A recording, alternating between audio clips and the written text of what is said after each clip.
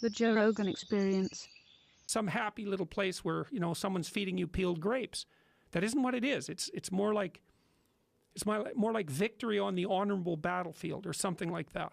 Yeah, the perception that people have of ultimate success and ultimate happiness is, it seems motivated by what they don't have rather than an understanding of what success and happiness really is.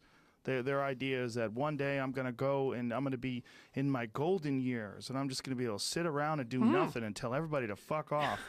You won't be happy at all.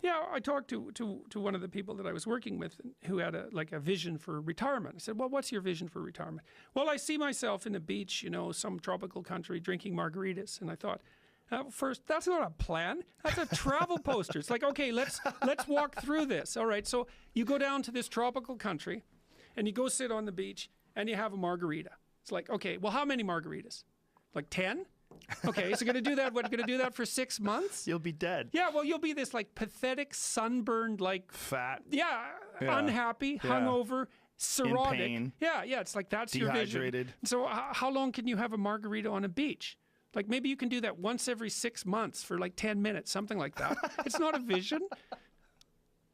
It's true, but when you are working and slaving away, you think about that beach with your feet up and the waiter comes over. Would you like another margarita, Mr. Peterson? Yeah. Yes, I would. Yeah, absolutely. And you're like, absolutely. all right, but baby. Right, exactly. But it's like this 16-year-old fantasy of paradise. It's like, well, and it just doesn't work out. So, and the thing is that the thing that sustains people through life really is the lifting of a worthwhile burden. It's something like that. Yeah. And it's partly because we're social animals, right? It's like we're evolved to be useful to the people around us because they're much more likely to let us live if we're like that. Yes. So, and it's been very fun especially talking to young men about this. It's like, well, and that's the other thing too, is I think the world is full of darkness, let's say. And we could say each of us have a little bit of light. And if we release that light, if we let it shine properly, Christ, it's too cliched to go on with in some sense, but the world is a lesser place if you do not reveal from within yourself what you have to reveal. And the fact that the world is a lesser place actually turns out not to be trivial. Like if you aren't everything you could be, more people will die, more people will suffer, more evil will be unconstrained, more tyranny will reign, more chaos will remain chaotic and dangerous, all of that. Do you mean this in the sense of like the old proverb of the wings of a butterfly fluttering become a hurricane?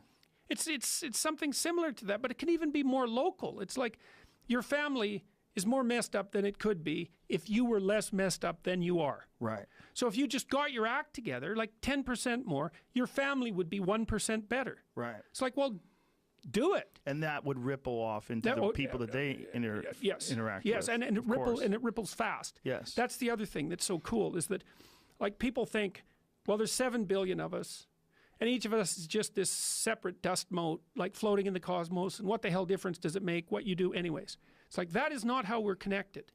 It's like, you're the center of a network, and you know way more people than this, but let's say typically, you're going to know 1,000 people in your life, well enough to have an impact on them, okay? And each of those 1,000 people is going to know 1,000 people. So you're 1 step from 1 million and 2 steps from 1 billion.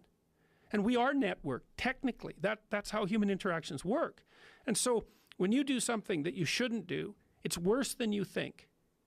And when you do something that you should do, it's better than you think. And so you think, well, this is why I've been telling people, well, clean up your room. It's like, well, your room is actually networked too. It's not that easy to clean up your room, to set it. So you want your room to be set up so that when you walk in there, it tells you to be better than you generally are. It's organized, it's got direction, everything's in its place. You try to do that in a chaotic household. You know, I've watched people do this because I had students do these sorts of things as assignments. I'd say, look, pick a small moral goal, clean up your room, and just write down what happens as a consequence. So maybe these are students in a chaotic household. The whole place is a bloody mess. No one's taking any responsibility for anything. And so they decide they're going to start to clean up their room.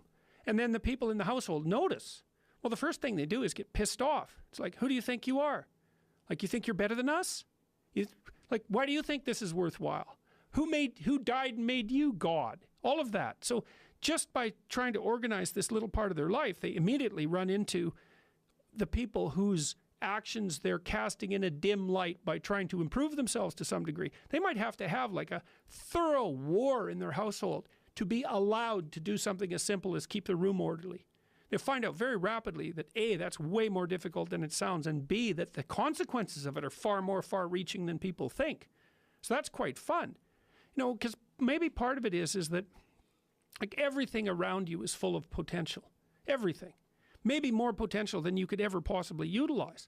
And so maybe all you have is this little rat hole of a room in some rundown place in the world. It's like, fix it up. There's more there than you think. See what happens if you fix it up. And you'll fix yourself up simultaneously because you'll have to get disciplined in order to fix up the room. And then you have a fixed up room and you'll be a more fixed up person. It's like, you think that nothing will happen as a consequence of that? It's like all hell will break loose as a consequence of that. It's really worth trying. It is worth trying, and it's a concept that seems alien to people. But if you think about it, it makes sense. Well, people don't take what they have right in front of them seriously enough. It's like the wasting time thing. They don't do the arithmetic. You know, and they also don't understand. They devalue what they have right in front of them. Like another client I worked with was having a hard time putting his kid to bed at night. And so we did the arithmetic. It's like, well, I'm fighting with my kid for 45 minutes a night trying to get him to go to bed. Okay, so let's analyze that. All right, so what does that mean? Well, it means that both of you end the day upset. That's not so good, because why would you want that? It means that you're spending 45 minutes fighting when you could spend 20 minutes doing something positive, like reading to him, say. It means that you don't get to spend that time with your wife, so she's not very happy with you, plus you're annoyed because you don't see her, plus you blame it on the kid because he's the proximal cause. It's like, that's pretty damn ugly. And then let's do the arithmetic. It's like 7 days a week, 45 minutes a day. Let's call that 5 hours, 20 hours a week, 240 hours in a year. It's 6. You're spending a month and a half of work weeks fighting with your 4-year-old son. You think you're going to like him? You don't like anyone you spend a month and a half a year fighting with. It's a bad idea. Fix it. It's important. Get him to bed. Make it peaceful. You do it like these things that repeat every single day. That's a motif in this book too. Your life isn't margaritas on a beach in Jamaica. That happens now and then. Those are exceptions. Your life is how your wife greets you at the door when you come home every day. Because that's like 10 minutes a day. Your life is how you treat each other over the breakfast table. Because that's an hour and a half or an hour every single day. You get those mundane things right, those things you do every day. You concentrate on them and you make them pristine. It's like you got 80% of your life put together.